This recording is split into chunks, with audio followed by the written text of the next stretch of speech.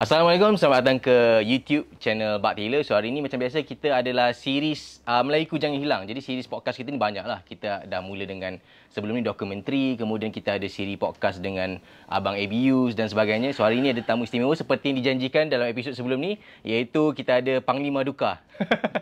So dah lama dah sebenarnya kita tengok dekat TikTok kan, video viral macam-macam. Terus yang latest tu yang video silat hang tuah tu. Tu saya tengok shock lah. First tengok macam terkesima kan, macam ni hang tuah bersilat. So rasa macam menarik. Kita kata dengan konten tim kita, jom lah try invite dia kan, atau boleh dapat berminat untuk join sharing hari ni. Terima kasih banyak bang datang ke kita punya podcast ni. So sebelum tu kita ke sesi pengenalan macam mana siapa di sebalik nama Panglima Duka ni dan apa maksud Panglima Duka ni? Mungkin ramai tertanya juga tu. Baik, Assalamualaikum warahmatullahi wabarakatuh. Baik, nama sebenar saya Pengiran Nurdian Shah. Oh, okey. Itu nama asli lah dalam IC kita. Dan digelarkan sebagai Panglima Duka sebab mendapat gelaran Panglima tu daripada perguruan saya sendiri. Seni Silat Gayung Makrifat Malaysia, di mana kita menggunakan sistem beraja. Konsepnya begitulah, di mana ada Panglimanya, Hulu Balangnya, Pendekarnya. Dan Gayung Makrifat ni pula dinaungi oleh Sultan Pahang. Alhamdulillah. Dan di situlah yang di mana Panglima Duka ni dia lebih terkenal dalam dunia persilatan lah. Di mana saya mengajar silat sejak umur 20 tahun lagi sehinggalah sekarang. Dah 4 series lah, tapi tak boleh beritahu tempat lah kan. Cuma muka nampak muda lagi. Nampak muda. Ingat kan 20 lebih. Dah 4 series lah. Alright. So di situlah di mana saya juga merupakan naib presiden Dunia Seni Silat Melayu Malaysia. Dalam Dunia Seni Silat Melayu Malaysia ni, Persatuan Dunia Seni Silat Malaysia ni, dia ada lebih daripada 100 gabungan silat seluruh Malaysia. Jadi saya merupakan naib presiden dan kita sedang merencanakan satu program yang lebih besar lagi pada setiap tahun seperti mana tahun-tahun sebelum ni. Dan insya-Allah dalam dunia persilatan ni antara dia adalah di mana menghimpunkan seluruh persilatan Nusantara daripada Thailand, Brunei, Singapura dan juga mana-mana Nusantara yang ada di sini kita jemput untuk dalam satu program himpunan yang beribu-ribu orang, berpuluh-puluh ribu orang insya-Allah. Bila tu? Itu kita masih dalam perancangan lagi. Seandainya tahun ni seandainya bajet tu jatuh pada kita insya-Allah lah. Di mana? Di sinilah. Insya-Allah kita akan tentukan di Kuala Lumpur ni lah. So itu antara dia lah. Perhimpunan lah. Himpunan Melayu Raya. Kalau di Thailand, di Patani sana dia ada Melayu Raya. Jadi kalau di Malaysia ni insya-Allah kita macam tu juga. Buatkan kurang yang lebih samalah. Begitu. Hebat. Ni Nusantara lah ni. Nusantara lah. Lebih begitu. Hopefully jadilah. Mungkin Nusantara Raya. Nusantara Raya. Wallahu alam. Kita tak tahu lagi. Seandainya dapat kelulusannya lah. Menarik. Jadi akan berbusana lah. Semuanya akan berbusana, semuanya akan dalam pelbagai bentuk budaya dan warisan, bukan setakat silat sajalah. Dengan bergendang silatnya, dengan ada tarian-tarian Melayu yang dahulu. Kita imbaukan kembali kenangan-kenangan tersebutlah. Jadi akan ada macam buka booth. Ya, pasti akan ada. Untuk para pameran senjata-senjata lama ni yang usia ratusan tahun ni semua bagai kita akan tayangkanlah pada waktu itu. Dan dalam sebalik Panglima Duka juga saya mengajar silat dan alhamdulillah sekarang ni mengajar di Batu Cave Gombak lah, dan ada lebih kurang 8 gelanggang silat lah yang ada setakat ni. Dan di situ juga saya asal daripada Bagan Datuk Perak. Cuma merantau ke Kuala Lumpur setelah habis study, dan di situlah di mana bermulanya mengajar ilmu silat secara serius. Dan sekarang ni nak masuk ke sekolah-sekolah lah untuk mengajar insya-Allah amin. Okey, amin. Okey, jadi 8 gelanggang tu semua di Gombak ke? Berbeza-beza tempat. Tidak ada di Gombak. Di Gombak ni main saya saja. Main dia lah. Okey, jadi macam sekarang tadi pun tersebut kan seni silat gayung makrifat tu kan. Jadi mungkin ramai tertanya jugalah. Kan gayung ni kita dengar macam-macam gayung. Ada gayung Malaysia, ada gayung yang macam tadi tu. Apa sebenarnya, sama ke macam mana sebenarnya silat ni? Dengar betul-betul Okay. Ni semua orang kena dengar. Bahawasanya gayung, awalan gayung ni dia sebenarnya telah famous pada tahun 70-an ke 80-an. Yang dimulakan oleh almarhum Datuk Mi Abdul Rahman lah, iaitu adalah pengasas kepada gayung Malaysia. Jadi pada waktu itu nama gayung ni sangat dikenali. Diajarkan pada polis dan juga tentera lah pada waktu itu. Dan sekarang ini pula terlalu banyak sangat gayung-gayungan. Sebenarnya ada perbezaan dan dia tidak sama pengasas. Begitu. Banyak gayung, contoh macam gayung gaib daripada Datuk Ibrahim Mazin. Pengasas dia. Kalau macam gayung makrifat, almarhum Datuk Dr. Paduka Azam Zulkifli. Kalau macam silat-silat lain pula ada gunakan gayung cekak pun ada, gayung harimau pun ada. Jadi dia ada berbeza. Cuma awalan gayung sahaja dikongsikan bersama bersama. Jadi gayung ni sebenarnya hak milik rakyat satu dunia. Macam tu. Jadi dia ada perbezaan yang ketara dari sudut pakaiannya, dari sudut pukulannya, permainan yang tak sama. That's why cuma gayung yang orang kenal mungkin kalau dalam Datuk Mia Abdul Rahman punya Ga Alik Wanga, genggam angkat yakin waras ngeri. Tapi kalau dalam gayung makrifat pula kita gerak Allah yang Maha Agung. Dalam silat lain pula gayung yang menggunakan awalan gayung pula dia berbeza pula falsafah dia. Jadi dia tidak sama sebenarnya. Sama ada dari sudut permainan keilmuannya. Cuma ada susur galur yang sama daripada almarhum Datuk Mia Abdul Rahman. Dia mengambil pecahan. Pandang kata ada gayung pusaka, ada gayung-gayung yang lain lah yang susur galurnya asal muasal daripada Datuk Mia Abdul Rahman. Yang tu banyak juga. Yang daripada Datuk Mio ni ada pecahan lah. Dia ada pecahan lagi lah. Tapi yang gayung lain pun ada juga. Ada juga. Cuma gayung lain dia stand alone. Dia atas pengasas yang berbeza. Ilmu dia tak sama. Macam tu. Jadi tak ada istilah paling original. Dia tak ada istilah paling original pun sebenarnya dalam awalan gayung ni. Maksud gayung ni sebenarnya apa? Gayung ni itulah tadi kalau dalam gayung Malaysia Ga Alik Wanga, genggam angkat yakin waras ngeri. Okey. Tapi kalau dalam gayung makrifat gerak Allah yang Maha Agung. Jadi perbezaan dari sudut falsafah yang berbeza-beza. Faham. Jadi kalau kita pergi ke Minang contoh, orang panggil gayang, ada setengah tu panggil gayung. Sebutan yang dialek yang tak sama. Tapi sebab memang orang nama dulu silat banyak menggunakan terma gayung tu. terma gayung tu banyak menggunakan. Dia benda yang orang kata normal lah. Normal sebenarnya. Daripada awal zaman 80-an, 90-an sampai sekarang makin banyak lagi yang menggunakan awalan gayung ditubuhkan dengan didaftarkan pada ROS. Jadi dekat situ dia ada perbezaan yang ketara. Kena tengok keluarga gayung tu daripada keluarga mana. Faham. Keluarga sanan ilmu tu. Jadi kalau contoh macam Datuk Mia Abdul Rahman, dia ada keluarga gayung dia sendiri. Jadi pecahan gayung dia pam semua bagai didaftarkan oleh ROS. Semua mengikut undang-undang lah.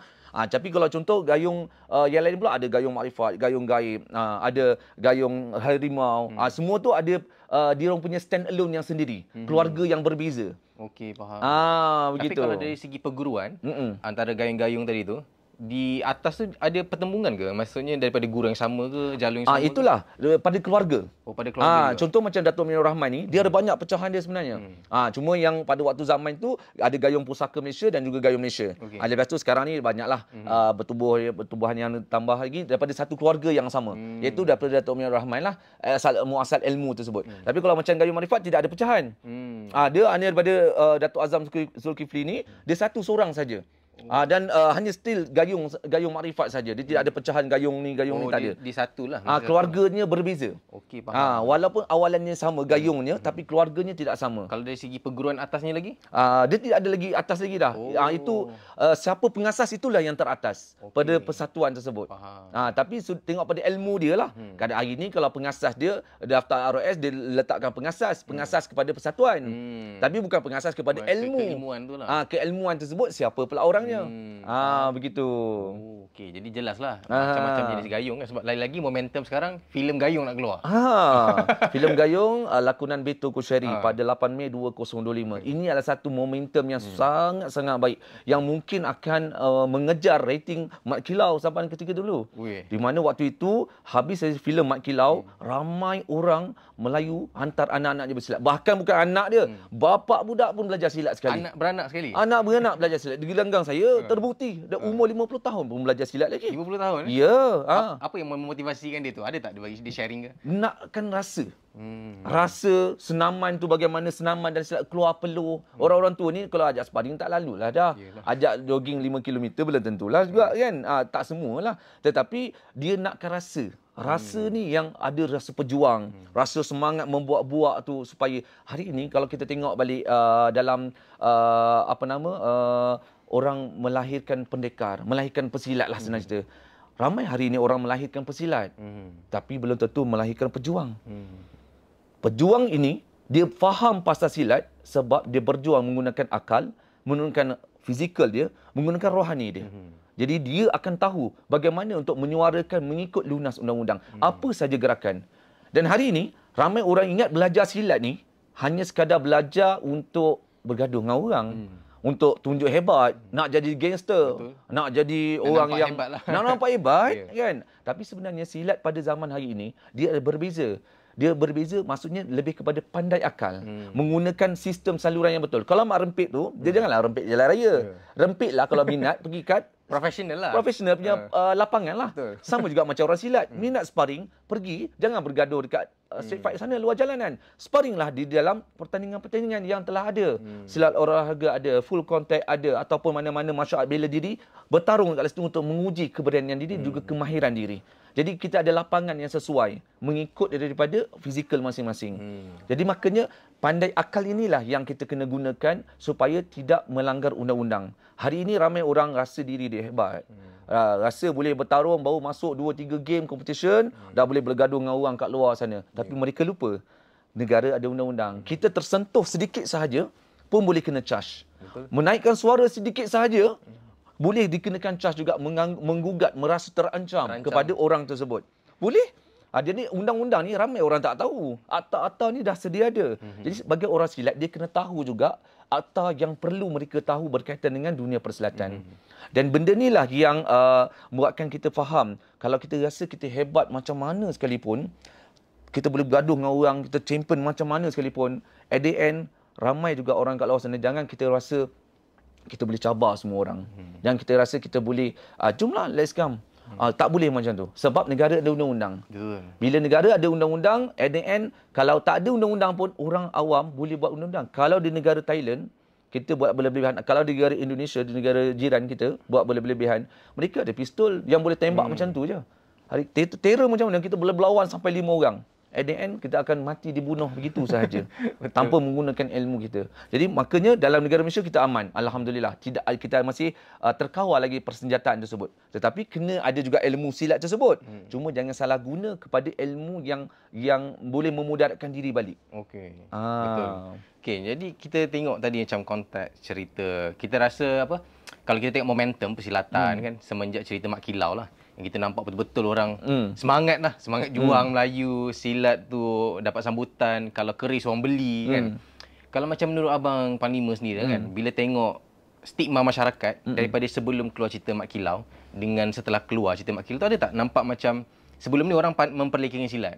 Lepas keluar cerita Mak Kilau, orang jadi semangat pula dengan silat. Ada nampak tak tu yang macam tu? Sangat-sangat banyak perbezaan. Apabila berlakunya satu filem yang menaikkan semangat orang-orang Melayu, dan begitulah yang akan berlaku pada orang-orang Melayu yang menonton dan juga anak-anak, sebab mereka semua nak jadi silat. Mereka semua nak jadi fighter, nak jadi pendekar. Seperti mana dalam filem. Jadi itulah yang menyebabkan mak bapak ni, diorang seronok hantar anak, dan mak bapak pun ada yang belajar silat. Dan terutama filem Betul Kushairi, Gayung, tak lama lagi 8 Mei ni akan keluar. So itu pun juga akan menaikkan semangat orang-orang Melayu ni untuk menaikkan jiwa raga dia. Sebab dia nak naikkan keberanian ni, nak naikkan disiplin diri ni, dia naikkan jati diri dia, nak naikkan rasa sayang pada warisan budaya dia. Pada masa sama untuk senaman tubuh badan. Jadi benda ni lah yang akan membezakan di antara sebelum dan selepas. Dulu mungkin kita tak rasa benda ni kepentingan, sejarah kita tak tahu. Tapi hari ni baru kita tahu, oh rupanya ada Mak Kilau, rupanya ada Datuk Mi Abdul Rahman pun pernah berjuang menentang penjajah juga dulu. Saya pun pernah tahu. Orang tak tahu. Jadi bila ada cerita-cerita macam ni, orang akan tahu bahawasanya benda ni ada sangat-sangat banyak besar impact dia yang menyebabkan orang kena tahu jangan lupa sejarah. Betul. Jadi kalau macam contohlah, kalau sebelum ni kan, apa je contoh stigma-stigma negatif orang terhadap pasal pesilat, selain orang menganggap pesilat ni adalah orang yang kita kata suka bergaduh sembrono. Itu stigma yang pada orang umum lah, yang bukan golongan circle silat kan. Ataupun orang menganggap orang-orang silat ni kadang-kadang buat benda-benda yang kurafat. Ada juga macam tu kan. Dia kata apa silat ni ilmu-ilmu yang tak betul ni. Kalau menurut mungkin yang ada tak yang boleh membantas semulalah stigma-stigma tadi. Okey, baik. Perkara biasalah yang selalu orang akan nampak keris. Okey, keris. Bila dia nampak keris ni tambah-tambah pula ada balut kuning. Ada balut warna merah. Okay. Jadi orang akan beranggapan ni keris ni ada jin ni, ada pendamping ni. Lagi-lagi pesilat pegang. Lagi-lagi kalau pesilat pegang, tengok pesilat tu pula dengan janggut panjang, orang tua nampak semua bagai. Mereka beranggapan stigma itu telah diwujudkan oleh kesilapan daripada dalam drama-drama Melayu dulu jugalah, yang menyebabkan bila nampak keris diperasapkan dia, oh ni mesti ada kuasa-kuasa power supernatural yang akan keluar. Kan? Jadi dia membuatkan orang hari ini merasakan benda tu adalah benda yang sama, masih berturutan sehingga hari ini. Sebenarnya kita kena faham apabila mereka meletakkan kain-kain tersebut yang untuk mengelakkan daripada orang bersalah anggapan pada keris. Saya tak menafikan ada unsur jin dan juga kadam ataupun pendamping. Ada pada keris-keris yang boleh kadang-kadang bergerak sendirilah semua. Tapi setakat saya hidup saya tak pernah jumpa lagi lah. Saya jumpa macam-macam keris. Tapi tak pernah lagi yang saya nampak jumpa macam tu lagi. Terbang ke terbang ke saya tak pernah nampak. Kalau terbang melalui Asia tu adalah. Tapi kalau lain tak ada. So apabila stigma-stigma ini dimunculkan dengan dimomokkan dengan benda ni mistikal, terlalu ada benda unsur-unsur menyebabkan keris ini dipersalahkan. Ini kita pergi subjek tajuk keris. Keris ini dipersalahkan. Saya sayang tak bawa keris saya pula hari ni kan. So keris ni, bila keris dipersalahkan, dia menyebabkan bila nampak lilit balut kuning, ada setengah-setengah orang-orang tua dulu dah meninggal orang tuanya, tapi keluarga dia pula jaga. Dia nampak, keluarga dia tak tahu apa-apa. Jadi dia tengok keris tersebut ada nampak balut kuning, balut kain merah apa semua bagai dia orang risau. Dia orang takut. Apa dia orang buat? Buang campak, buang ke laut, buang ke sungai dan juga sewaktu dengannya. Sebenarnya keris tak boleh dibuang. Bukan tak boleh dibuang. Maksudnya keris jangan dibuang. Sebab keris tidak bersalah. Seandainya ada benar ada jin, pendamping, khadam di dalam keris tersebut, yang perlu dibuang adalah makhluk tersebut. Bukannya keris. Keris tu kalau lebih daripada 100 tahun umur dia, boleh dikira sebagai salah satu warisan negara. Kalau lebih daripada 100 tahun. Ini dia buangnya. Jadi kalau sesiapa nak buang keris kat luar sana, bagi kat saya je, Panglima Aduka. Jangan buang keris. Silap puluh-puluh ribu harga. Silap puluh-puluh ribu harganya. Jadi kita kena faham konsep yang sebenarnya salah adalah makhluk tersebut yang berada. Yang mungkin tak dipuja zaman-zaman dulu ataupun mungkin ada saka dan sewaktu dengannya yang dibuang ke dalamnya, disimpan sebagai perumah. Maka buanglah makhluk tersebut dan keris ataupun apa-apa saja alat yang terdahulu simpan. Dan boleh dibersihkan. Bukannya tak boleh dibersihkan. Dia menjadi satu warisan pusaka zaman berzaman. Di situ kita menghargai supaya orang kat luar sana faham bukannya barang yang salah, tapi makhluk yang berada pada barang yang salah. Barang tak salah. Sama juga macam silat. Orang nampak perasap keris. Ni cerita keris lagi lah ni. Perasap keris. Ni keris ni perasap makanan dia jin. Sudah makan jin pula. Dulu-dulu bukannya ada iron. Iron yang tembak tu bagi angin kuat. Hair dryer. Bukan ada hair dryer. Dulu nak bagi kering. Dulu dia basuh, dia cuci keris. Sebab orang dulu dia gunakan keris, dia tikam orang sana, tikam orang sini bergaduh kan. Kadang berdarah dan sebab tu, atau simpan berkarat katakan kan. Jadi bila dia nak cuci tersebut, dia ada kaedah nak cuci. Bila ada kaedah nak cuci, dia kena rendamkan dalam air kelapa atau rendamkan dekat cucukkan dekat nenas ataupun kat batang betik ke, and untuk buang karat tersebut. Setelah itu dia akan letakkan limau nipis. Ni ada beberapa cara ringkas lah. Letak limau nipis untuk buang karat tersebut, buang karat. So apabila nak buang karat tersebut, semua letaklah wangian sedikit. Bila dah letak wangian, barulah diperasapkan. Perasap tu bukannya pasal nak asap, nak bara. Mengeringkan limau-limau yang basah tersebut, yang kita dah cucuk kat betik, ada getah-getah dia apa semua tu, untuk kering. Jadi bukannya asap tu yang kita bagi makan. Cuma dalam filem movie dulu, dia promote asap tu. Sebenarnya bukan asap tu yang dia perlu dipromote, bara tu. Jadi asap tu lagi lebih. Kalau tutup muka tak nampak langsung. Kadang-kadang dia letak jin sebelah kan. Letaklah, buatlah satu prop kat situ. Jadi orang goyanglah kat situ. Jadi sebenarnya bara tu sebut mengeringkan. Tu saya kata tadi, bukan ada hair dryer. Kita nak kering. Dulu zaman dia gunakan bara. Salah satu cara dan kaedah. Jadi dia nak mengeringkan. Bila orang sekarang tengok, ini ada makhluk jin. Ini mistik dia yang ada. Kalau cerita mistik ni mesti ramai orang suka ni.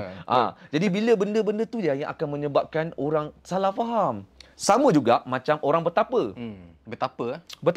Orang bersilat, nampak bertapa. Akhirnya orang kata apa, selalu famous isim. Betul tak? Isim. Orang kita pernah dengar tak orang kata bertapa kalau belajar silat nanti isim kan baru tahu. Ramai orang dulu-dulu cakap macam tu. Padahal sebenarnya bukan itu. Bertapa ni betapa susahnya nak bertapa. Jadi bila kita rasa macam apa kepentingan bertapa, bersuluk, berhalwat? Bukan kerana kita nak memohon jin ke kadam ke pendamping masuk dalam tubuh badan. Tidak. Menguji keberanian diri. Orang dulu-dulu buat nak masuk dalam hutan, sebelum nak masuk ke hutan yang betul-betul, dulu bukannya ada highway. Bukannya ada RNR. Jadi dia nak jalan paling dekat mesti melalui sungai. Yang paling cepat dulu-dulu. Jadi antara masuk hutan juga. Jadi nak belajar ilmu hutan, dia kena duduk berseorangan. Menguji keberanian diri. Tapi disulamkanlah dengan kalimah-kalimah zikir-zikir. Duduklah berseorangan, semua bagai. Jadi dia pun betapa yang dikata betapa lah. Sebenarnya kita boleh katakan sebagai berseorangan diri. Betapa ni kadang-kadang persepsi orang rasa macam betapa ni macam syirik dah ni, khurafat dah ni. Berseorangan diri. So bila berseorangan diri, dia berzikir. Allah, Allah, Allah, ya hayyun, ya hayyun, ya qayyum. Dia akan berzikir begitu. Solat lah. 5 waktu tetap kena laksanakan juga. Semuanya berlandaskan syariat Islam tu. Mesti berlandaskan syariat Islam. Mesti berlandaskan syariat Islam. Yang mana wajib kena dilalui. Tak bolehlah tinggalkan. Jadi maka dia duduk berseorangan, kadang-kadang tu dalam gua, kat puncak gunung, pergilah kat Gunung Ledang katakan kan, ataupun Gunung Datuk, dia berseorangan zikir.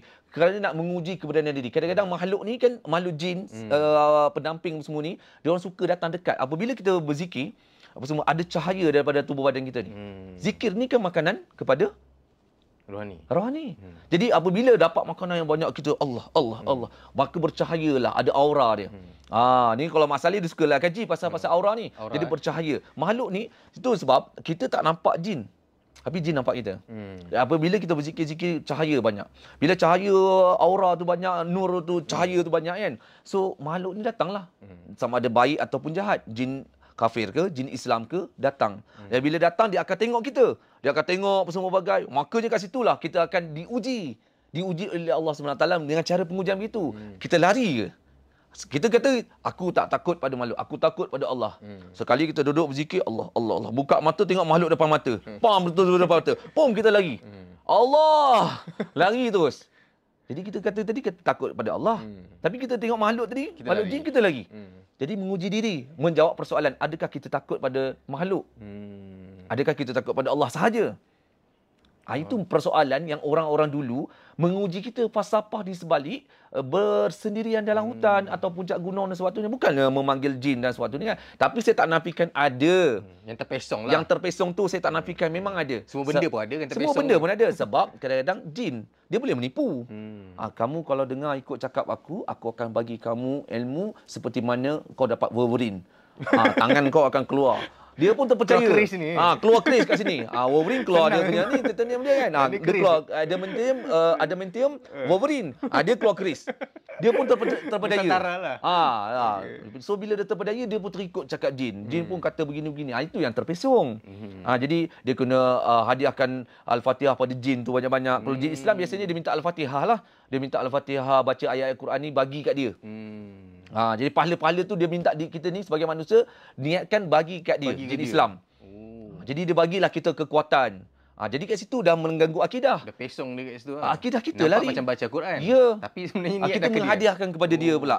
Kepada jin lah. Lainlah kalau kita kata kita hadiahkan kepada Nabi Muhammad sallallahu alaihi wasallam, kita hadiahkan kepada para wali. Itu tak ada masalah tawasul. Tapi kita hadiahkan kepada jin. Jin pula datang pula, dia mengaku dia panglima hitam. Ni sistem mistik pula ni kan. So bila mengaku, kat situlah dia akan merasai terpesongnya, dan orang bila keluar daripada betapa tu jadi isim. Sebab dia terikut, terimbau-imbau, dia teringat-ingat. Jadi dia berada dalam dunia dia sahaja. Sebab tu orang dulu-dulu dia takut bila belajar silat, dia kata khurafat, syirik, boleh jadi isim, boleh jadi tak betul. Sebenarnya salah kaedah ilmu. Hari ni kalau kita tengok, macam-macam ilmu ada dekat media sosial. Betul. Pilihlah ilmu A, B, C, macam-macam jenis ilmu hikmah kamu boleh pilih. Tapi adakah ilmu itu bersanadkan ilmu yang benar? Bersanadkan ilmu yang tidak memesongkan kita. Pocok pangkal dia mentauhidkan Allah Ta'ala, akidah kita jaga. Allah Maha Kuasa, makhluk tak ada kuasa. Belajar ilmu macam mana sekalipun, itu yang kita kena faham. Ujung-ujung situ lah. Ujung-ujung mesti kena faham kat situ. Allah Maha Kuasa, makhluk tak ada kuasa. Tapi bila kita bergantung, kadang-kadang ilmu ni dia bagi jurus, terpelanting. Dia bagi kebal. Dia bagi ilmu yang jenis kamu boleh pasak daripada jauh. Pegang hati orang daripada jauh. Bila kita belajar ilmu macam tu, ada setengah orang dia belajar ilmu macam tu. Boleh tak ada masalah, terpulang, silakan. Kalau nak belajar. Tapi jaga akidah. Bukan kita bergantung kepada apa yang kita amalkan.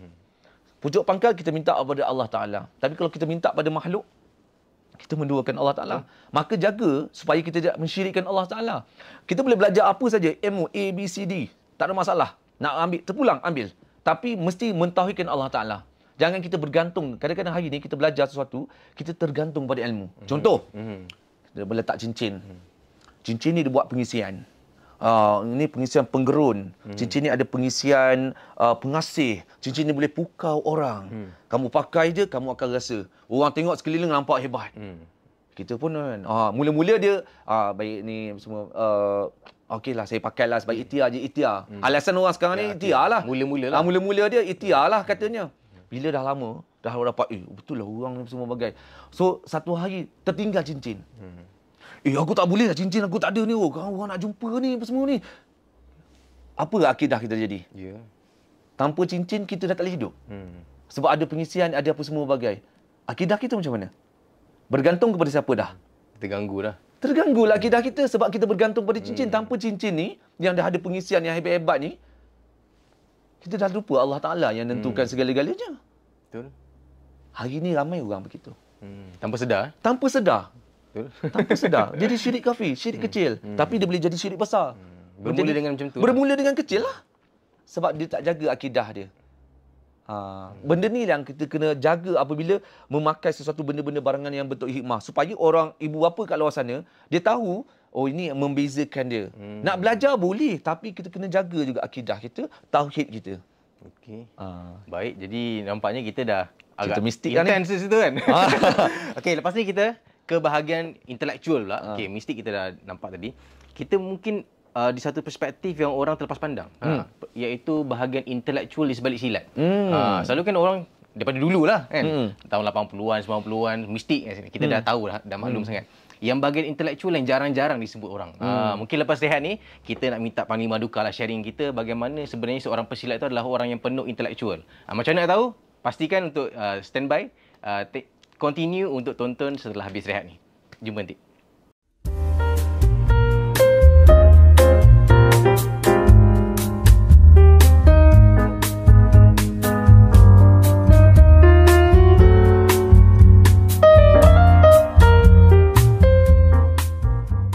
So kita dah kembali setelah rehat. So hari ini kita nak sambung lagi dengan Panglima Duka, iaitu tentang selain daripada mistik, hal intelektual. Sebab orang selalu kita dengar sangat, dengar silat je dia bayangkan betapa yang tadi tu kan, main keris. Lepas tu bergaduh. Tapi jarang-jarang kita dengar orang bercakap tentang orang-orang pejuang Melayu yang intelek, yang bijak, yang meletakkan akal di depan. Mungkin Abang Panglima boleh share sikit lah benda-benda ni. Okey. Pertama kita faham dari sudut intelektual ni, maksudnya dari sudut pendidikan dululah.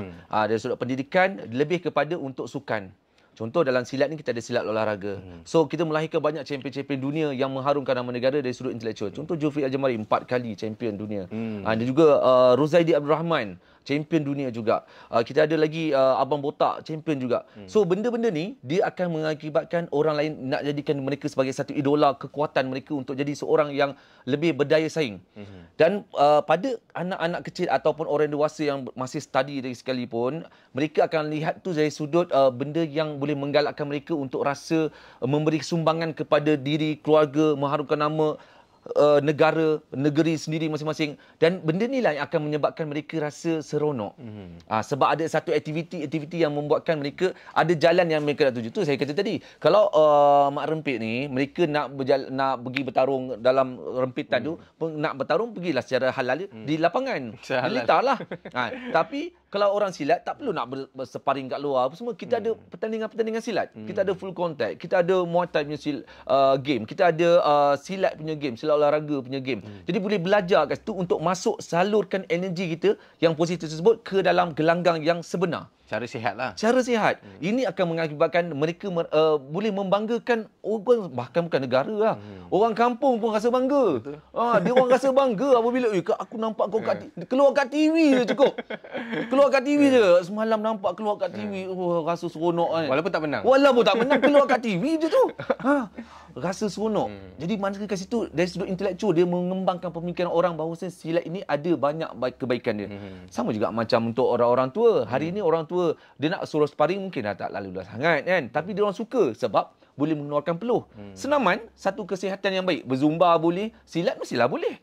Jadi dia mengeluarkan peluh kita. Peluh-peluh ni lah akan menyihatkan tubuh badan. Terutama pada kanak-kanak pula, mereka tahu dari sudut intelektual, belajar ilmu. Silat bukan sekadar silat saja. Mereka belajar juga ilmu sejarah. Ilmu sejarah ni dalam silat ada. Diajarkan pasal sejarah-sejarah dulu-dulu. Masa zaman Kesultanan Melayu Melaka ke, masa zaman Mat Kilau ke, masa zaman para-para sahabat ke, diceritakan kembali. Supaya ada semangat perjuangan, semangat keberanian. Dia ada melahirkan yang dikatakan jati diri tersebut melalui sejarah. Okey, jati diri dilahirkan macam-macam. Tapi salah satu dia melalui sejarah. Sejarah ini yang kita kena faham. Sejarah paling hebat kita dengar pasal Hang Tuah, pasal Kesultanan Melayu Melaka. Itu antara yang hebatnya berkaitan dengan sejarah. Orang-orang dulu, mereka pelajar-pelajar hari ini, mereka tahu Melaka tu hanya sekadar Melaka yang ada sekarang lah. Melaka tu dah. Di mana lagi? Melaka lah. Tu Datuk Seri Abdul Rauf selalu laungkan. Trademark dia orang sekarang. Jadi, apabila Melaka dulu, dia luas. Ada beberapa pandangan dalam kitab-kitab yang sebelum ni sehingga daripada Ulu Melaka. Ulu Melaka terletak di Langkawi. Sehinggalah menguasai, menjajahi, menaungi Kepulauan Riau, Daratan Riau, menaungi semua tu sekali. Kerajaan Melaka. Kerajaan Melaka punya Kesultanan Empire ni hebatnya. Jadi hari ini kalau budak-budak kita tanya, budak-budak sekolah, mereka kan tahu Melaka tu hanya besar yang sekarang je lah. Mereka tak tahu kekuatan Melaka menaungi sebesar mana. Dan dulu kalau kita tengok, orang kata selalu dididikkan dengan menggunakan keris, menggunakan panah, lembing. Tapi sebenarnya pada zaman Kesultanan Melayu Melaka, kita dah ada lela rentaka, kita dah ada meriam, kita dah ada penuras, kita dah ada terakul, kita dah ada macam-macam senjata. Wak Imah di periuk api, di lautan pun kita dah ada dah waktu itu. Kecanggihan teknologi itu dah jelas, besar sangat-sangat. Cuma tidak diwar-warkan kepada orang ramai. Ini kekuatan yang kita kena sebarkan kepada anak-anak bangsa kita. Macam sejarah sekolah ni mungkin tertakluk kepada perlembagaan sejarah yang telah ada dalam sekolah lah. Kalau kita buka buku sekolah tersebut. Tapi kalau kita melalui penulisan daripada Tun Sri Lanang dalam Sulalatul Salatin.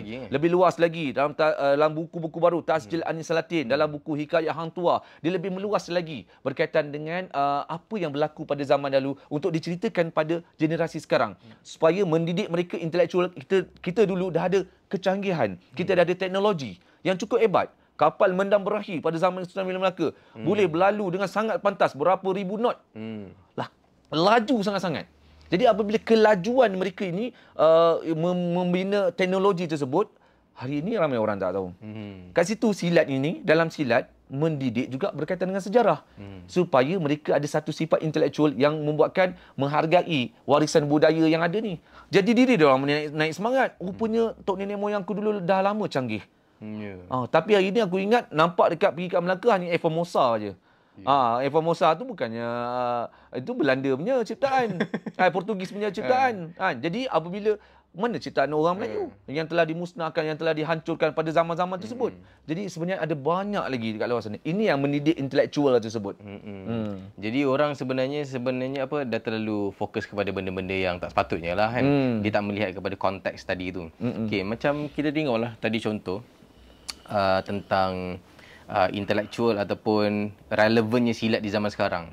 Kalau kita di Jepun, kan ramai orang bangga dengan samurai, katana. Bahkan orang yang bukan Jepun pun bangga dengan katana tu. Dia boleh bangga dengan warisan dia. Yang kita orang Melayu pun ramailah yang nak jadi samurai kan. Tapi jarang kita tengok orang Melayu tu, budak-budak kecil yang orang kata berminat untuk jadi pesilat atau jadi pahlawan Melayu. Mungkin apa yang puncanya, kenapa sampai macam tu? Rasanya kat mana silap dia? Okey, sebenarnya kita dah ada idola kita. Idola dalam dunia persilatan ni adalah kalau daripada Hang Tuah, Hang Jebat. Mana kata itu semua idola. Macam samurai, mereka pun ada idola mereka juga. Pakaian mereka dibawa sampai satu dunia. Pakaian kita juga baju busana Melayu pun dibawa ke satu dunia. Saya cerita satu perkara pasal pakaian dululah. Kalau nak bandingkan dengan samurai, nak banding. Saya pernah pergi ke Rusia. Untuk satu event untuk iktiraf silat sebagai hak milik Malaysia pada UNESCO.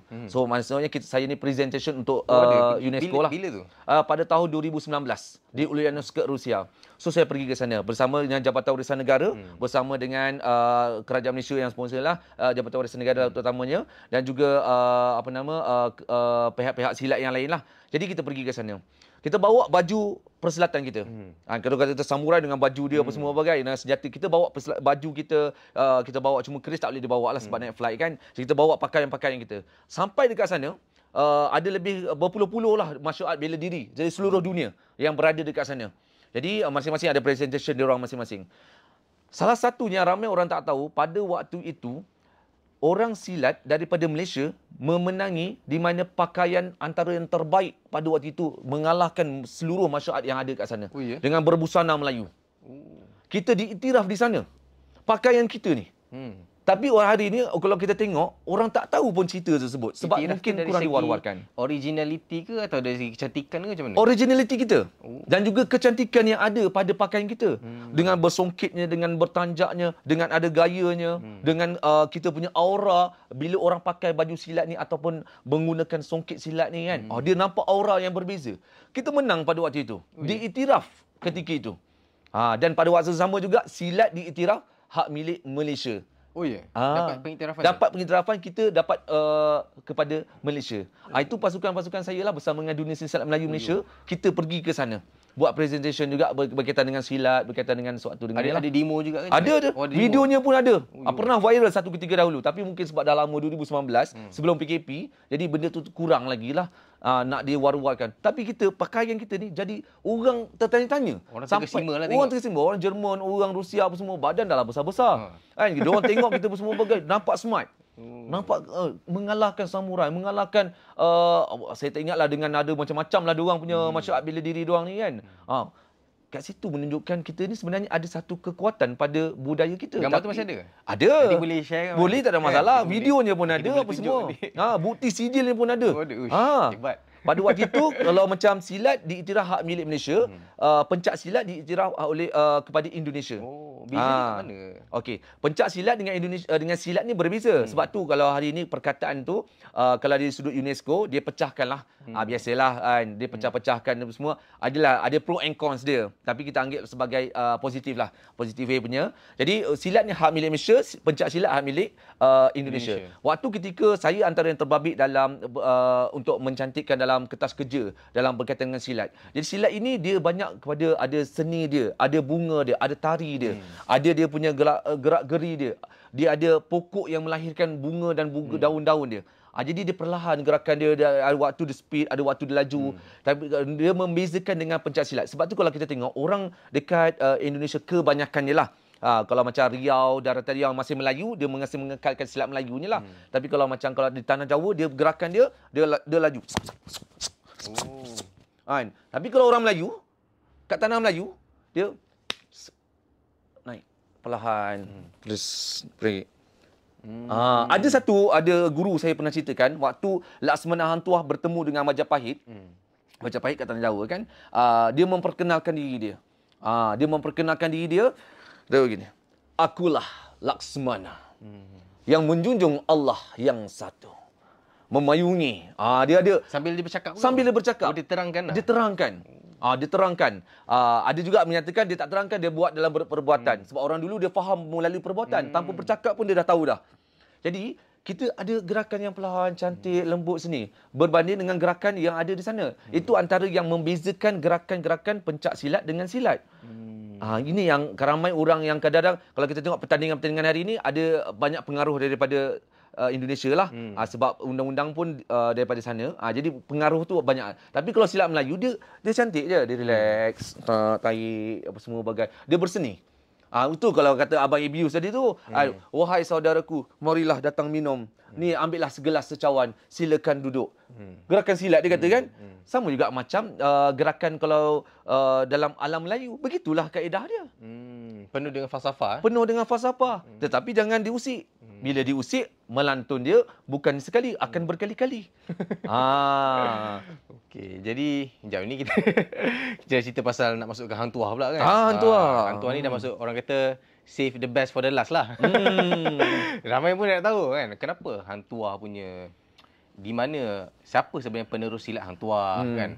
Apa di sebalik hari tu yang silat Hang Tuah tu, gerakan-gerakan tu, dan mana pula pergi sahabat-sahabat dia, Hang Jebat, silat yang macam mana pula kan. Tapi kita rehat dulu, kita nak minum-minum dulu. Nak brainstorm je kan. Lepas ni kita masuk ke bahagian yang paling menarik lah. Jangan tak tengok pasal Hang Tuah ni. Jangan tak tengok, tekan dulu subscribe.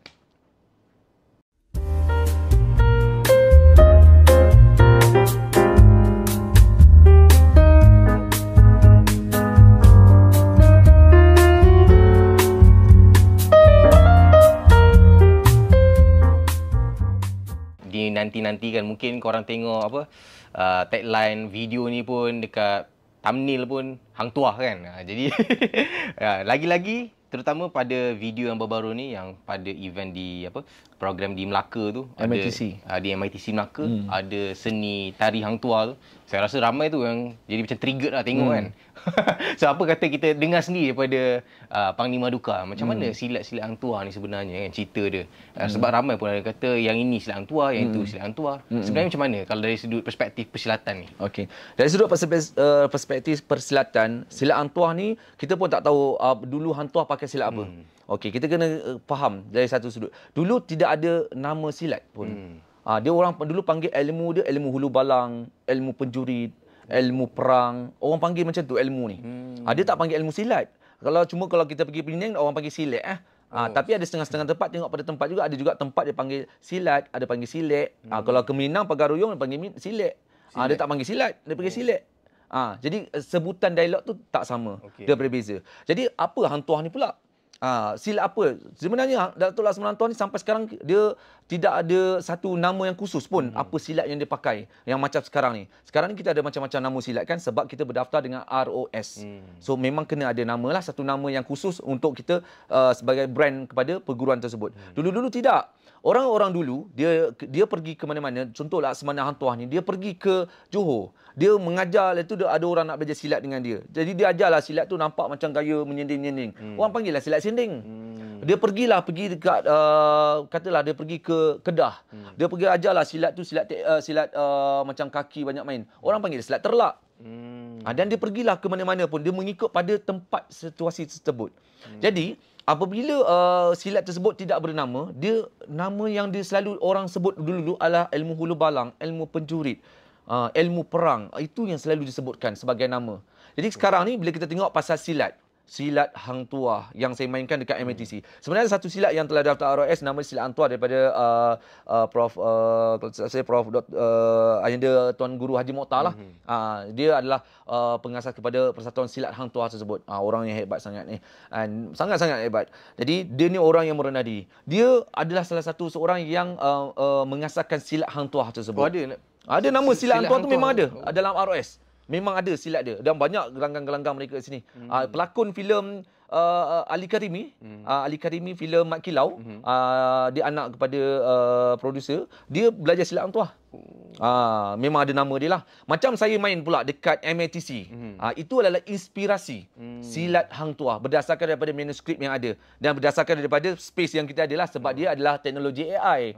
Jadi teknologi AI ni kita ada space yang kecil. Bermain dalam dia tak boleh nak bermain terlalu besar sangat tapak dia. Jadi dia akan mengecil sahaja. Kita tak boleh keluar daripada lingkungan tersebut sebab dia AI.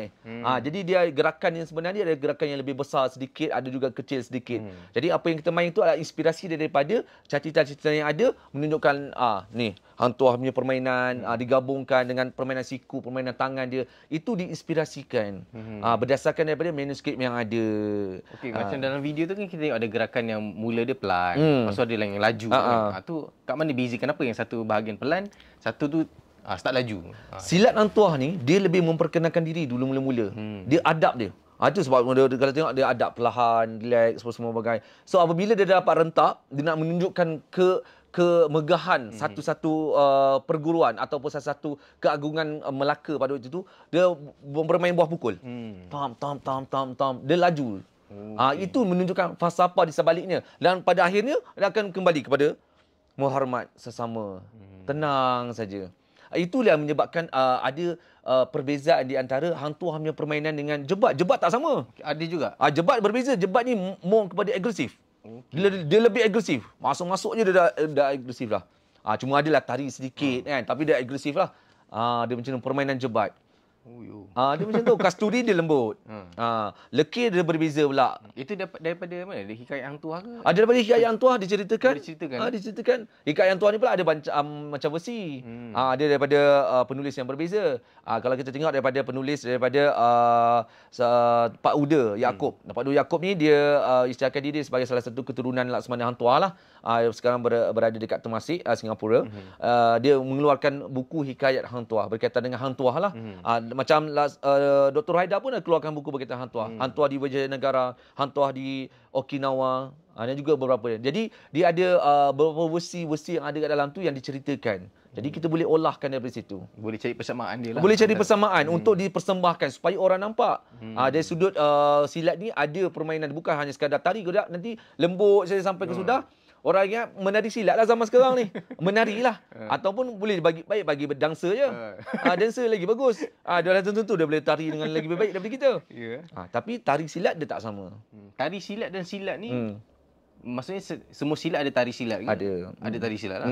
Dan bersilat dua benda yang berbeza lah. Dia ada tari dia dan ada silat dia. Okey, kalau nak kata semua silat ada juga silat yang tak ada tari. Silat buah pukul dia tak ada tari, dia terus masuk je pap pap pap. Dia terus masuk je. So kalau macam silat ni ada juga silat yang banyak bertari. Jadi bila bertari ni dia menunjukkan falsafah dia. Dia main lembut-lembut. Sebab orang dulu-dulu bila dia bergaduh, dia penat. Bila penat tak ada nak berentap saja. Kalau dah 24 jam nak berentap saja, dia ambil nafas, dia main tadi. Dia ambil nafas. So sama dengan member tu. Member tu pun dia pun sama juga, dia akan ambil nafas. Dia main. Kalau Cina ada Tai Chi, orang Melayu kita ada ilmu nafas. Ilmu nafas dia begini. Dia tarik. Tu sambil jaga nafas. Sambil dia jaga balik pernafasan, dia jaga balik ni sakit badan ni, berbuang bisa. Kadang-kadang ni kalau masukkan dalam ilmu dalaman pula. Dia bukan sekadar tarik nafas je. Kadang-kadang musuh tu dia pakai pembisa. Bila pakai pembisa nampak biru apa semua, tiba-tiba kena tumbuk kan. Tumbuk sekali dah biru. So dia ada masuk pembisa. Jadi bila dia buang, dia buang. Dia ambil jarak, buang. Dia buang. Bila dia buang tu yang dia akan bacalah, ada kadang-kadang ayat-ayat kan. Kat situ dia tarik. Energi. Dia buang balik. Tapi orang nampak, orang luar, dia akan nampak benda tu macam tari. Yelah, tari saja, hanya sekadar untuk tarik nafas. Sebenarnya bukan hanya sekadar tarik nafas. Okey, dia banyak poin kan. Orang ingat tari saja. Sebenarnya boleh tarik nafas untuk ambil nafas. Tak, bukan hanya sekadar nafas, tapi buang bisa dalam pernafasan kita. Recovery dia. Dia recovery. Pada waktu itu untuk dapat buang kembali energi. Itu kadang-kadang kita nampak orang lawan-lawan, tiba dia jaga jarak, dia buat macam tu kan, dia duduk. Itu kita pelik kan, kenapa dia. Jadi benda itulah yang ramai hari ini orang tak faham dari sudut tari itu bagaimana, dari sudut permainan buah. Okey, dalam tari ni dia ada buah. Dalam jurus ni ada pukul-pukulan dia. Jadi bila dia main tari apa semua bagai, dia ambil kau semua selak apa semua ni, dia masuk buah. Laju. Dia perlahan datang, tapi tiba-tiba tap. Slow balik. Tarik balik. Sebab dia ada kaedah pernafasan dia tu. Dia nak lepaskan nafas. Ni, dia tarik dia tarik. Dia nak lepas. Lepas. Dia lepas nafas lah. Melalui nafas dia. Boom, tarik balik. Kat situ dia menggunakan energi. Sama ada rohani dia, dalaman dia, ataupun daripada fizikal dia. Kekuatan ni ada dalam. Sebab orang silat, kalau tanpa ilmu dalaman, dia tak cukup jadi silat lah. Cuma kadang-kadang yang ilmu dalaman ni orang salah faham lah. Kan? Dia faham yang itulah. Dia orang, okey ni kita pasal Laksmana Hang Tuah pun ada ilmu dalaman. Kalau cerita pasal Hang Tuah ni, dia ada tenaga dalaman dia sendiri. Jadi sama juga macam kita sekarang. Kita pun semua ada tenaga dalaman masing-masing. Cuma dibuka atau dikaji ataupun tidak. Jadi apabila dalam tenaga dalaman tu dia ada energi-energi yang kita keluarkan untuk membuatkan musuh lebih teruk lagi apabila mengena. Kalau penumbuk tu sekali datang, dia rasa sekali saja penumbuk, tapi kekuatan penderat macam kena besi. Itu antara kekuatan nafas yang kita gunakan daripada dalaman. Tanpa menggunakan jin, tanpa menggunakan kadam, penamping dan sebagainya. Sebenarnya macam ilmu pernafasan lah. Dia ilmu pernafasan. Laksmana Hang Tuah hebat dalam pernafasan. Sebab dia bertarung, dia berlatih. Ni Laksmana Hang Tuah ni. Dia berlatih pada waktu itu, dia antara dekat Gunung Ledang lah kawasan dia. Dia berlatih salah satu, selain daripada laut, dia ni banyak main laut. Laksmana, banyak main laut. Laut ni, kalau kita duduk atas sampan, boleh stable tak? Tak boleh kan? Goyang-goyang. Bergoyang-goyang. Jadi tapak dia nak berlatih tersebut, dia berlatih dengan keadaan yang tak stable. Di Gunung Ledang ada satu tapak, gelanggang dia, yang sekarang ni masih dah tak berapa nak ada lagi dekat Gunung Ledang. Tapak dia mengiring macam ni. Dia bukan datar, dia mengiring. Sebab kaki kita akan satu atas, satu bawah. Tak stable lah. Jadi apabila tak stable kat situ dia menguatkan macam mana kaki dia, kekuatan tubuh badan untuk keseimbangan bila bertarung kat laut, di atas kapal, di atas bot sampan. Sebab ni main laut ni. Laut, ombak bukan sikit-sikit kalau dah pergi ke tengah-tengah. Memang besar. Jadi dia tahu nak melompat daripada satu bot ke satu bot. Daripada sampan ke sampan. Kaedah itu yang digunakan. Mesti menggunakan ilmu nafas. Kalau tak cukup nafas, out of service lah. Jadi pernafasan tu menggunakan ilmu dalaman. Kalau macam kungfu dia macam chi lah kan. Dia chi. Kat dalam tu lah. Dia ada energi dia. Kalau macam Goku Super Saya. Dia transform kan. Dia transform. Ada juga ada silat macam tu kan. Kita transform kepada ilmu yang satu lagi lah. Tenaga dalaman kita. Apabila diperlukan. Itu perlu praktis lah. Kena praktis tak lah. ada tiba-tiba dia boleh transform. Tak ada lah. Kalau yang tiba-tiba transform ni selalu pakai jin. Kadam, pendamping, dimasukkan benda dalam tubuh badan. Macam lah dan sebenarnya. memang ada juga macam tu. Silat jin memang ada lah. lah. Juga yang pakai macam tu. Saya tak nafikan lah benda tu. Cuma kalau saya jumpa memang kita tak galakkan lah untuk orang belajar pun. Sebab boleh jadi isim, boleh membuatkan akidah kita lagi, tauhid kita lagi. Paling penting akidah dengan tauhid kita kena jaga. Kita hebat tara mana dunia sekalipun, kebal, tetap takluk, lalas meninggal jatuh motor je. So tadi kena tetap takluk, meninggal jatuh motor je. Allah Taala ending dengan dia macam tu je kadang-kadang setengah orang. Ramai. Jadi tu je. takat tu je lah boleh. Filosofi, mistik dia tentang dunia silat. Kita dah tahu beza-beza silat kan. Mungkin ada yang berminat sebenarnya ni. Dia nak tahu macam mana nak belajar silat. Mungkin dia pun rasa dia dah berumur. Mungkin dah 20-an, 30-an. Boleh ke dia nak silat dan macam mana? Apa saranan dia lah, Panglima boleh bagi saranan? Sebenarnya umur 50 tahun pun boleh belajar silat. Tu saya kata tadi, pada 2 bulan 1, umur 50 tahun belajar dengan saya tahun ni. Umur 50 tahun, saya tanya dia, abang kenapa abang nak belajar silat dah usia macam ni? Saya nak belajar untuk kesenaman saya, untuk bagi saya peluh.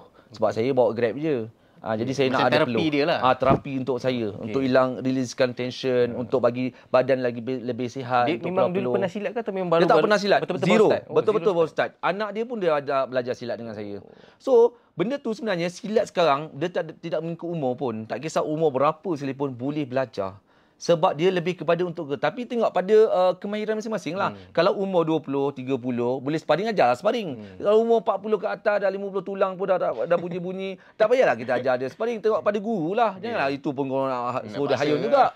Saya silat kan, elok dia nak sihat, tak saya sihat terus. Bagi sakit pula. Bagi sakit pula tu tak datang. Jadi tertaluk ke kepandaian jurulatih yang mengajar. Macam saya sekarang ni, saya mengajar dekat Gombak Batu Ke Wisma Keringat Akademi Panglima Aduka lah. Saya ada akademi saya sendiri yang saya asaskan, di mana saya melahirkan champion-champion dalam pertarungan. Dan mana secara sah lah, secara halal kita masuk event Muay Thai pun kita masuk, game Muay Thai kita masuk, full contact silat pun kita masuk. Untuk silat olahraga pun insya-Allah kita akan masuk juga untuk yang seterusnya lebih besar lagi. Jadi benda-benda ni adalah menyebabkan satu perkembangan yang bagus untuk generasi sekarang ataupun generasi yang otak-otak lama yang nak belajar silat sebagai satu pendedahan. Ini adalah menaikkan semangat jadi. Itu saya kata tadi. Hari ini ramai orang dia melahirkan pesilat tapi belum tentu melahirkan pejuang. Sebab pejuang ni dia akan bersuara dengan menggunakan akal dan bijak pandainya apa-apa saja isu melibatkan agama, bangsa dan juga tanah air. Seperti mana yang saya lakukan. Ini bukanlah saya nak contohkan diri saya pun tak bagus mana. Tetapi apa saya lakukan mengikut pandai akal yang diberitahu oleh guru-guru tua saya. Kamu buat begini, maka saya mendengarkan kata mereka, satu kes yang kalau tahun Ramadan tahun lepas, menghina kalimah Allah di stalking. Jadi menghina kalimah Allah di stalking ni, ada seorang hamba Allah Ta'ala ni yang berbangsa Cina, tidak kita memusuhi kan, tetapi dia berbangsa Cina pada itu tu menghina kalimah Allah, menconteng di stalking. Apa saya lakukan? Ada di mana dia mencabar. Dia mencabar kalau siapa boleh cari dia di medsos dia. Makanya kita gunakan akal. Tapi kalau kita nak pukul, ini kita kena faham. Kalau kita nak pukul, kita boleh kena dakwa. Boleh kena charge. Kalau kamu kaya, jamin banyak, duit boleh nak jamin, tak ada masalah. Tapi sekarang ni bukan zaman Mak Kilau, bukan zaman-zaman Datuk Mahathir Jelila, bukan zaman Tok Bahman kita nak perang ayo. Habis kau pengkhianat. Kita bukan zaman sekarang tu. Zaman sekarang adalah zaman undang-undang. Maka kita ikut undang-undang. Jadi apa saya lakukan? Saya buat report polis. Lepas tu saya pergi ke rumah dia. Ketuk pintu. Tap. Okey, kita minta nak jumpa sekian, tak ada. Jadi kita dapatkan dia sehingga kita dapat. Dan kita buatkanlah satu video dia tayang kepada orang lain yang kita dah jumpa dia. Dan dia nak lakukan apa, nak cakap apa. Silakan cakap. Okey, dia cakap tak. Ending, kita hantar ke balai. Biar polis yang menyelesaikan dan dia kena penjara. Masuk mahkamah terus. Yang di-Pertuan Agong perintahkan terus esoknya, bila sebab video saya viral, jadi yang di-Pertuan Agong minta itu dikenakan tindakan, maka ditendakan kenalah mahkamah. Masuk penjara terus. So masuk penjara dah, otak lah semua bagai. Tapi sekarang dah keluar lah balik kan. So cerita dah lama kan. So benda tu menggunakan pandai akal. Bukan guna kekerasan. Bukan guna kekerasan. Kita hari ni kita nak bergaduh, kita nak bergaduh dengan orang, semua ada undang-undang. Kita rasa kita hebat. Betul. Kata ni kalau kita rasa champion sangat, kita boleh bertarung dengan orang straight fight, tapi dua-dua masuk dalam endingnya nanti. Bila dua-dua masuk dalam, dah lah kerja pun tak tentu hala. Gaji kadang-kadang pun minta kawan-kawan pinjamkan dulu. Nak bayar jamin taklah mampu. Dah duduk kat dalam. Kalau ada anak isteri, kena fikirkan juga. Sebab tu orang silat kena pandai akal. Dalam berbicara, dalam berkata. Bersilat lidah dulu dengan bersilat akal dulu. Lepas tu ending tu barulah kita boleh kalau guna kekerasan pada tempatnya. Mengikut lunas undang-undang. That's why dalam ilmu Laksamana Hang Tuah dia menggunakan pandai akal. Kita sekarang, mungkin kita tak layak nak menggunakan ilmu Laksamana Hang Tuah. Kita tak sehebat dia. Tapi kita boleh sehebat dia menggunakan akal. Dalam apa dah saja perbuatan dan juga kata-kata dan juga lapas yang kita sebutkan. Supaya mengikut lunas undang-undang yang kita ada sekarang. Jadi bersilat sekarang melalui konteks zaman sekarang ni ataupun pejuang tu bukanlah menggunakan fizikal kan. Tapi orang kata mengikut jalur yang betul lah. Okay. Jadi bang, mungkin ada yang viewers kita ni dah semangat ni nak join silat kan. Mungkin boleh, kat mana tempat dia boleh datang ni? Okey. Macam mana prosedur dia? Okey. Kalau nak belajar silat dengan saya, akademi saya di base ialah main saya di Akademi Panglima Adukau Wisma Keringat Batu Cave.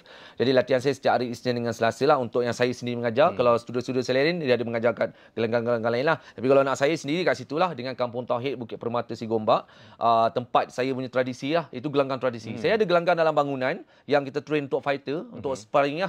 Memang untuk sparring betul kan, tumbuk muka apa semua bagian ni. Satu lagi gelanggang lah gelanggang rohani, gelanggang tradisi. Ada air terjun, ada anak sungai, ada kawasan yang sangat-sangat cantik untuk ketenangan. Duduklah hutan, lain pun tak ada, pakai genset je. Oh, lain pun tak ada? Lain pun tak ada. Tapi nak masuk kena naik motor ataupun 4x4 lah. Itu gelanggang saya pada setiap hari Selasa di Kampung Tauhid Bukit Permata Sigombak. Itu kalau siapa yang nak merasai suasana begitu, boleh belajar silat dengan saya. Suasana lama lah. Suasana lama. Sebab saya dalam silat gayung marifat ni kita ada rohani dengan jasmani. Untuk jasmani kita lebih kepada untuk sparring-sparring, untuk kekuatan tubuh badan. Sebab tu saya walaupun dah umur dah 4 kat depan, tapi body insyaAllah kita masih jaga lagi. Nampak muda tu. Itu ilmu nafas tu. Ilmu nafas yang kita gunakan tu. Okay? Dan untuk rohani, untuk kita dekatkan diri dengan Allah Ta'ala, berzikir dan sesuatu dengan, sebab dalam silat ni ada amalan-amalan yang mengikut syariat. Bukan amalan-amalan bertentangan yang menggunakan jin, kadam, pendamping. Kalau yang sebenar dia tidak menggunakan tu. Tapi kalau yang ada masuk benda-benda apa semua bagai, wallahu a'lam, itu terpulanglah pada ilmu masing-masing. Cuma kalau daripada pandangan saya tidak membenarkan untuk kita memasukkan sesuatu makhluk lain ke dalam tubuh badan. Maksudnya tiba-tiba masuk je turun lah. Terus naik kan. Bukan dia yang bersilat kan? Kita dalam konsep ilmu yang saya belajar dengan guru saya, kita jangan membenarkan makhluk lain merogol diri kita. Seolah-olah begitu. Sebab kita ada roh. Roh kita ni dah cukup padu dalam jasad kita ni kan. Jadi bila kita membenarkan satu entiti lain untuk menguasai kita dalam keadaan sepada sedar ataupun tak sedar langsung, kita membiarkan mereka seolah merogol diri kita sendiri. Jadi kita pun nampak hebat di dunia lah. Tapi kalau di alam satu lagi nanti kita belum tentu lagi. Jadi makanya elakkanlah kalau untuk belajar begitu. Kalau dalam gayung manfaat kita tak galakkanlah. Jadi kita kena dalam keadaan yang sentiasa mengikut syariat, mengikut daripada apa amalan-amalan yang bersanad bertawasul kita pada tempatnya. Jangan benda yang salah. Risikonya kita punya akidah tadi lah kan. Paling takut adalah akidah lah. Salah satunya dosa yang tidak diampunkan Allah adalah syirik. Okey, jadi tadi kita akan share kat sini. Siapa nak join silat kan? Mungkin kita nak join kan? Asyik K-pop je macam. Kita nak masuk silat jugalah. Tak kena judge bang. Tak ada. Saya yang belajar dengan saya daripada guru-guru yang memang main K-pop, yang main break dance. Betul, serius dia cakap. Dia semua bagai. Mula-mula dia orang kan macam rasa lain lah.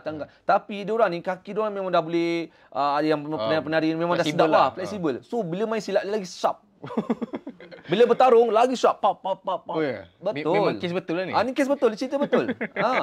So benda tu sebagai salah satu cara macam mana kadang-kadang setengah orang dia suka sparring kan. So kita nak salurkan kita punya rasa seronok nak fight tu pada jalan yang betul lah. Masuklah pertandingan. Okay, jadi kalau macam seni bersilat pakai keris semua ada jugalah? Ada juga belajar. Wa imam memanah pun kita belajar. Ada juga. Memanah ni mungkin bukan dalam satu silibus dalam dunia persilatan lah. Tetapi kita masukkan dalam gayung marifat, kita masukkan juga dalam kita punya pembelajaran ilmu untuk memanah. Sebab memanah ni salah satu yang dipesan oleh Rasulullah sallallahu alaihi wasallam untuk kita belajar. Memanah berkuda. Dalam memanah tu ada kekuatan. Okey. Jadi kita belajar juga cara memanah. Hari ni ramai orang memanah dengan three fingers. Tapi sebenarnya kalau dalam keadaan mazhab-mazhab kita, mazhab panahan ni dia ada kaedah dia. Pegang begini. Kalau nak pegang dia punya arrow dia tu. Bila buat tarikan dia, dia ada kisah Melayu dia. ke apa? Bukan, dalam alam kemelayuan sampai sekarang kita masih tak jumpa lagi lah bab panahan yang dicetuk oleh orang Melayu. Saya tak jumpa lagi lah. Wallahualam, kalau ada orang lain dah jumpa bolehlah perbetulkan saya. Tapi setakat ni saya tak jumpa lagi. Cuma panahan tu semua daripada para sahabat dahulu. Menggunakan panahan Islam dipanggil. Kita ada mazhab-mazhab panahan ni lah. Itu dia ada diajar juga lah. Kalau macam orang Mat Salleh, British ke apa semua bagi England dulu, dia pakai three fingers. Kalau Robin Hood tu, dia pakai three fingers. Dia tarik dari three fingers kan. Tapi kalau dalam panahan Islam, kita guna, dia ada beberapa kaedah. Ada kaedah tarik macam ni, ada kaedah simpan macam ni. Ada juga ada beberapa kaedah yang lain lah. Cara sunnah lah. Cara sunnah. Kita menggunakan kaedah-kaedah tersebut. Jadi kalau nak contact nombor nanti bagaimana? Dekat TikTok ke? Dekat... Boleh follow TikTok saya, Panglima Aduka. Dan boleh kat bio saya tu ada contact number saya. Dan boleh hubungi saya kat situ lah. Kalau kita nak join boleh Man kita join bersilat. Yang penting jangan belajar ilmu silat yang ada menggunakan tenaga-tenaga yang daripada khadam, pendamping, jin, mistik ni. Mistik ni okey, perkataan mistik ni kena faham juga. Okey, mistik ni adalah salah satu sebutan saja, mistik. Satu sebutan yang menunjukkan benda yang melibatkan perkara gaib. Mistik lah. Jadi dia yang paling penting adalah sebutan yang paling tepat adalah jangan belajar ilmu yang syirikkan Allah. Mistik ni dia tak salah. Mistik tak salah. Mistik ada lah. Mistik memang ada. Jin pun mistik lah. Alam bunian tu mistik lah. Dia sebutan mistik dia adalah dia umum. Jadi kalau macam paling tepat adalah jangan belajar ilmu yang mensyirikkan Allah Ta'ala. Itu paling tepat ayat dia. Okey. Baik. Jadi satu input yang penting lah sebab kita apa pun kena sehaluan dengan agama tu sendiri kan.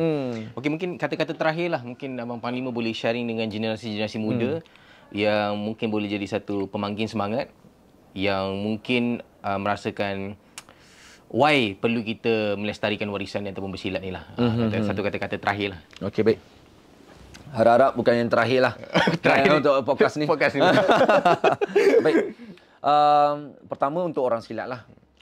Untuk kepada orang-orang silat di luar sana, kita jangan hanya sekadar belajar silat tapi jalan seorang pejuang. Berjuang mengikut laluan undang-undang dan bersuaralah kalau melibatkan agama, bangsa dan juga tanah air. Jangan sampai saling sesama kita menghina orang lain, merendahkan orang lain. Kita katakan dia poyo, kita katakan dia, sedangkan dia berjuang untuk agama Allah Taala, berjuang untuk bangsa dan juga tanah air, tapi kita tak buat apa-apa. Duduk kat rumah type sahaja. Itu antara, jangan kita lakukan perkara-perkara sedemikian sebab kita mesti menyokong apabila melibatkan perkara menegakkan kebenaran. Yang kedua pula kepada orang-orang awam kat sana, kenapa kena belajar silat? Pertama, kita kena faham bahawa dalam silat ni ada jati diri. Jati diri yang saya ceritakan tadi, dan macam mana kita nak olahkan diri kita supaya kita menghargai sesuatu generasi yang ada. Dalam dunia silat ni tak semestinya kena belajar sampai khatam, tak semestinya, tapi belajar lagi baguslah sampai khatam. Sekurang-kurang kita tahu menumbuk, tahu terajang, tahu pegang senjata, melibas, cukup. Kat situ pun dah boleh kita untuk mempertahankan diri. Jangan sampai penumbuk pun kita tak tahu, nak terajang pun kita tak tahu. Kadang-kadang tumbuk begitu. Bila tumbuk begitu, tangan boleh patah, sakit, orang tak ada impact apa-apa. Tumbuk betul. Nak tumbuk betul. Kan? So kat situ ada kekuatan yang kita belajar. Nak sepak tu betul. Nak pegang senjata, kita pegang senjata. Belajar basic pun is okay. Sekurang-kurang kita tahu menumbuk, tahu menendang, tahu lari. Tahu lari. Lari kena tahu juga. Pertama yang kita buat kalau saya pun, kalau saya kena kepung, pertama saya akan lari dulu. Saya takkan walaupun kita terror sekali pun, pertama saya akan lari dulu lah.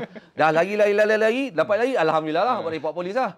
Tapi kalau tak dapat lari, tiba-tiba jumpa tembok. Jumpa tembok, lari dulu lah. Nak tak nak, mati pun mungkin dia, cedera pun mungkin dia, lawan lah, baru kita lawan. Darurat, baru kita fight. Itu prinsip orang silat yang sebenar-benarnya. Bila darurat, baru kita fight. Tapi jangan fight sesama bangsa. Itu paling penting sekali. Apa kata Mak Kilau, apa kata Laksamana Antua, takkan Melayu hilang di dunia selagi berpegang kepada syariat. Selagi di mana agama Islam berpegang pada syariat, saudara kita. Mantap. Okey, baik guys. Itu saja kita punya podcast hari ini bersama dengan Panglima Aduka. Saya rasa podcast ni sangat banyak bagi buka mata lah. Khususnya tentang persilatan. Sebab saya sendiri pun banyak juga yang terkejut kan dengar penjelasan-penjelasan, memahami jenis-jenis silat, pencak silat. Lepas tu kita pun baru tahu yang Panglima Aduka ni Saya sendirilah baru tahu yang sampai ke Rusia kan untuk UNESCO tu. Nanti mungkin kita boleh minta klip, kita akan tunjukkan dalam kita punya podcast ni supaya lebih ramai orang tahu dan banggalah dengan warisan bangsa kita. Okey, terima kasih saja untuk podcast kali ini. Terima kasih banyak bang. Alhamdulillah. Hadir pada podcast hari ini. InsyaAllah ke depan kita buat lagi siri-siri macam ni.